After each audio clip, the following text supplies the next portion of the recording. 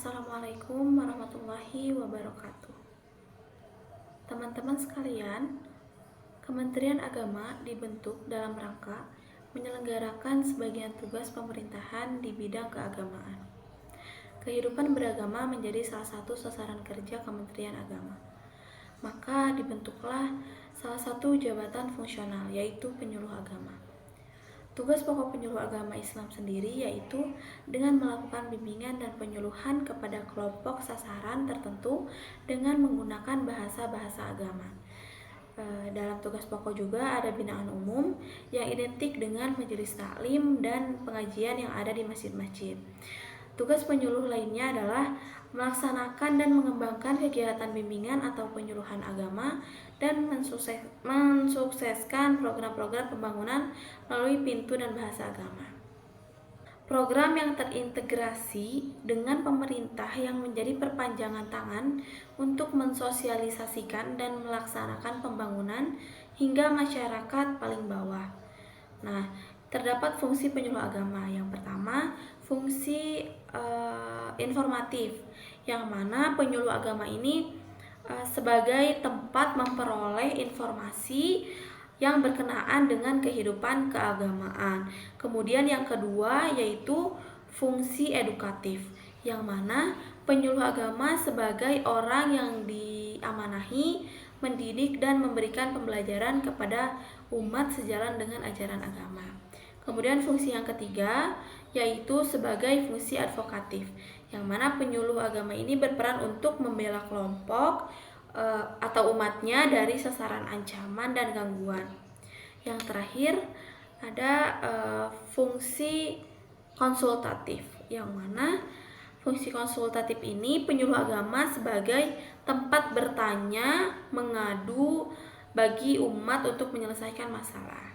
Selaras dengan hal tersebut, penyuluh agama tidak dapat terpisahkan dari program-program semua stakeholder dan instansi-instansi terkait untuk selalu bergandengan tangan memberikan layanan. Nah, agar optimal menjalankan tugas, strategi yang dilakukan penyuluh agama dengan menggunakan metode berbeda dalam menyampaikan pesan-pesan agama pada komunitas-komunitas maupun majelis taklim. Setiap penyuluh agama juga memiliki ciri khas dalam metode dakwah masing-masing. Ada 12 spesialisasi penyuluh agama yang dituangkan dalam Undang-Undang terbaru nomor 54 tahun 2022 tentang pedoman penyuluh agama Islam non-ASN. Layanan konsultasi kepada penyuluh agama ada di setiap KUA kecamatan di daerah Indonesia yang sudah diisi semua penyuluh. Jadi setiap KUA itu ada penyuluhnya di setiap kecamatan di daerah Indonesia. Kemudian apa sih kompetensi yang harus dimiliki oleh penyuluh agama? Nah, kompetensi yang harus dimiliki oleh penyuluh agama dari dasar pendidikan agama, uji kelayakan untuk bisa masuk dari bagian penyuluh agama, dan sertifikasi melalui pembinaan.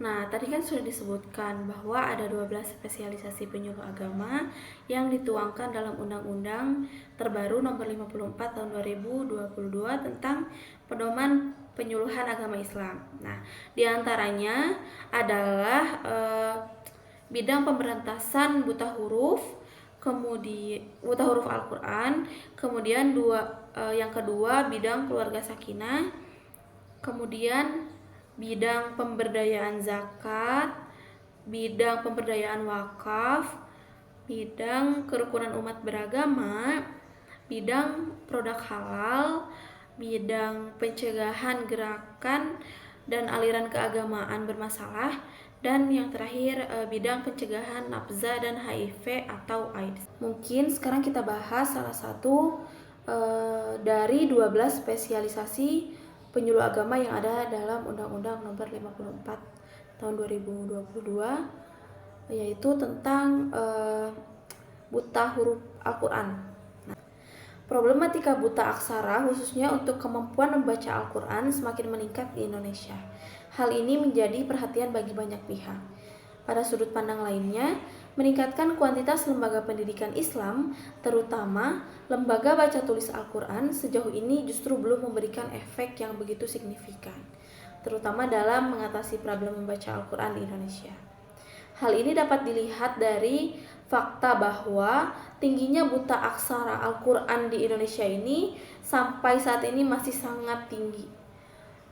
Hal ini merupakan keinginan bagi umat Islam, terutama di Indonesia, akan solusi yang komprehensif untuk menghilangkan buta aksara Al-Quran.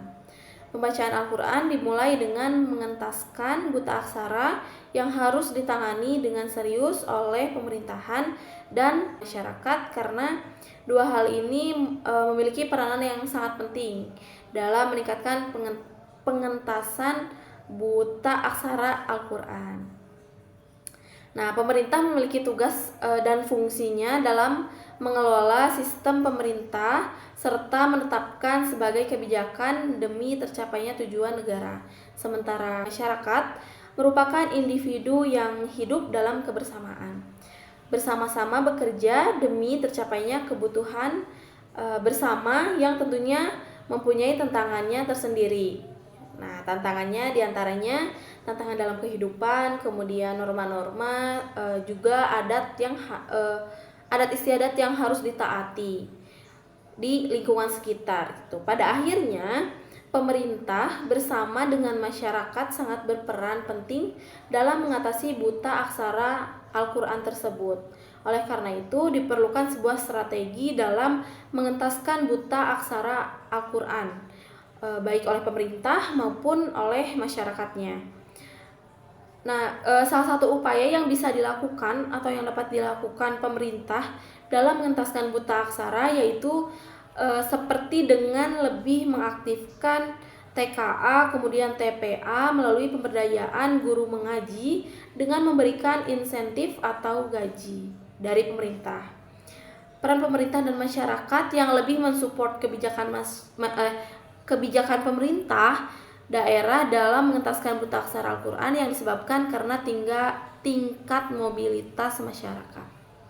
Nah, pada intinya, bentuk kerjasama pemerintah dan masyarakat dalam upaya pengentasan buta aksara Al-Quran ini benar-benar harus terwujud dengan baik dengan adanya kerjasama pemerintah juga masyarakat dalam sumbangan tenaga fisik, kemudian kerjasama pemerintah dan masyarakat dalam memberikan buah pikiran, kemudian kerjasama pemerintah dan masyarakat dalam sumbangan material, juga kerjasama pemerintah dan masyarakat dalam memberikan dukungan moral, dan juga terdapat dampak kerjasama pemerintah dan masyarakat ini diantaranya adalah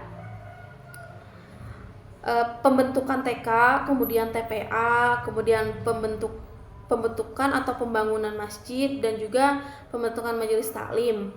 Nah, dengan adanya ini, pembentukan yang tadi itu menjadikan masing-masing daerah menjadi warga yang semakin bertakwa, kemudian beriman kepada Tuhan Yang Maha Esa, juga mempunyai budi pekerti luhur, mandiri, kemudian mempunyai kepribadian, dan tentunya sehat jasmani dan rohaninya. Mungkin sekian yang dapat saya sampaikan.